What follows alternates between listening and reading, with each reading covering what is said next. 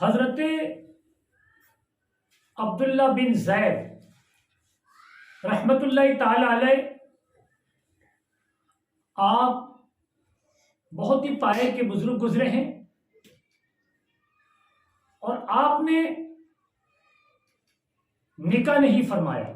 آپ کا ضعیفی کا عالم تھا کہ ایک مرتبہ آپ رسول کریم صلی اللہ علیہ وسلم کی احادیث کا مطالعہ کر رہے تھے، آپ حدیث شریف پڑھ رہے تھے کہ اسی دوران ایک حدیث آپ نے پڑھی جس کا مفہوم یہ تھا کہ جنت میں جو بھی جائے گا، کیا ہے شادی کی عمر کو پہنچ گیا ہو یا اس نے شادی نہ کی ہو اور وہ مسلمان مرا، تو جنت میں اس کا نکاح کر دیا جائے گا۔ مطلب جنت میں مرد اور عورت ساتھ میں ہوں گے۔ تو جب حضرت عبداللہ بن زید رحمت اللہ تعالی علیہ نے یہ حدیث شریف پڑھی تو آپ کو ایک خیال آیا کہ جنت میں میرا نکاح کس خاتون سے ہوگا، وہ کون خاتون ہے؟ تو آپ عبادت گزار تھے، رات میں بارگاہ مولا میں دعا کی کہ اے مولا،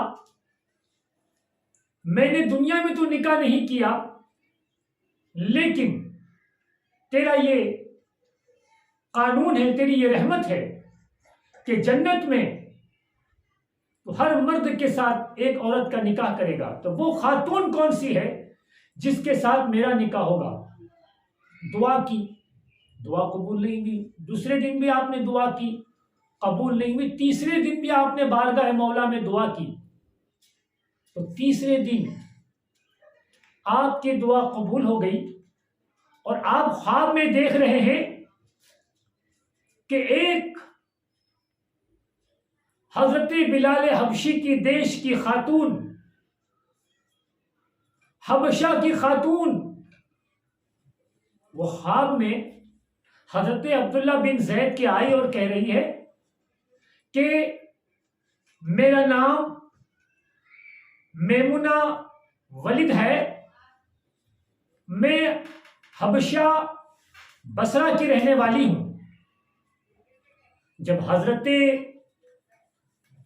عبداللہ بن زید اٹھے، صبح ہوئی، صبح کی نماز پڑھی اور سواری تیار کی، اور آپ بصرہ کی طرف روانہ ہو گئے۔ بصرہ گئے، لوگوں نے آپ کا استقبال کیا، بہت عزت و احترام سے آپ کو بٹھایا، اس لیے کہ حضرت عبداللہ بن زید کا نام بہت بڑا تھا، بہت مشہور و معروف بزرگ تھے آپ۔ اور لوگوں نے آپ سے پوچھا کہ حضرت آخر بصرہ آپ کیوں تشریف لائے، کس کام کے لیے تشریف لائے؟ تو حضرت عبداللہ بن زید نے فرمایا کہ میں میمونہ ولید سے ملنے آیا ہوں۔ تو لوگ پریشان ہوئے، کہا سرکار وہ تو پاگل ہے، وہ تو دیوانی ہے، آپ اس سے ملاقات کے لیے اتنی دور سے تشریف لائے، لوگ تو اسے پتھر مار رہے ہیں۔ تو حضرت عبداللہ نے کہا کہ آخر اسے پتھر کیوں مارتے؟ بولے وہ کام ہی ایسی کر رہی ہے، وہ لوگوں جو ہنستا ہے اسے دیکھ کر روتی ہے، اور جو روتا ہے اسے دیکھ کر وہ ہنستی ہے، اور وہ لوگوں کی بکریاں پیسہ لے کر جنگل میں چرانے جاتی ہے، اور وہ عصر کے ٹائم پہ آ جائے گی، آپ اس سے ملاقات کر لینا۔ تو حضرت عبداللہ نے کہا کہ عصر کب ہوگی، آپ یہ بتائیے کس سمت گئی ہے وہ جنگل کے؟ خیر لوگوں نے جنگل کی سمت بتا دی۔ جیسے ہی حضرت عبداللہ بن زید روانگی لینے کے لیے تیار ہوئے تو لوگوں نے کہا کہ حضرت جس جنگل میں آپ جا رہے ہو وہ بڑا خوفناک جنگل ہے، اس جنگل میں خونخوار درندے، پرندے اور جانور رہتے ہیں۔ حضرت عبداللہ نے اس بات کا فکر نہیں کیا اور جنگل کی طرف روانہ ہو گئے، اور واقعی جب جنگل میں آپ گئے تو آپ نے قدم بقدم ایسے خوفناک مناظر دیکھے جو آپ کو بھی خوف لگ رہا تھا۔ جب آپ جو لوگوں نے سمت بتائی تھی اس سمت گئے تو وہاں دیکھ کر آپ حیران زدہ رہ گئے۔ جب میمونہ کو دیکھا تو میمونہ مصلی بچھائے ہوئے اللہ کی عبادت کر رہی ہے، نفل نمازیں پڑھ رہی ہیں، اور میمونہ کی بکری کو جنگل کے شیر چرا رہے ہیں، اس کی حفاظت کر رہے ہیں۔ یہ دو بات دیکھ کر حضرت عبداللہ بہت حیرت زدہ ہوئے۔ خیر آپ اسی محو حیرت میں تھے کہ میمونہ نے کہا کہ عبداللہ بن زید، ملاقات کا وعدہ تو جنت میں تھا، آپ ہمیں یہی ملاقات کے لیے آ گئے۔ اللہ اکبر۔ جب حضرت عبداللہ نے میمونہ کے منہ سے نام سنا تو عبداللہ نے کہا کہ اے نیک خاتون، تمہیں یہ کیسے معلوم؟ کبھی ہماری ملاقات نہیں، کبھی ہمارا ذکر نہیں، آپ کو میرا نام کیسے معلوم؟ تو میمونہ نے کہا کہ جس اللہ نے تمہیں میرا پتہ دیا ہے اسی اللہ نے مجھے تمہارا پتہ دیا ہے، تمہارا نام دیا ہے۔ خیر حضرت عبداللہ بن زید نے میمونہ سے کہا کہ یہ شیروں کی فطرت کیسے بدلی ہوئی ہے کہ تم بکری چلا رہی ہو اور یہ شیر تمہاری حفاظت کر رہے ہیں، تم اللہ کی عبادت کر رہی ہو۔ آخر میرے دوستو، بکری چرانا ایک بہانہ ہے، یہ تو لوگوں سے گوشہ نشینی، دنیا داری سے دوری کا ایک بہانہ ہے کہ لوگ یہ سمجھیں کہ یہ دیوانی ہے، یہ پاگل ہے، اور انہیں عبادت میں کوئی دخل نہ ہو۔ اس لیے میمونہ نے ایک بکری چرانے کا بہانہ بنا دیا ہے، حقیقت تو جنگل میں اللہ کی عبادت کرنا تھا۔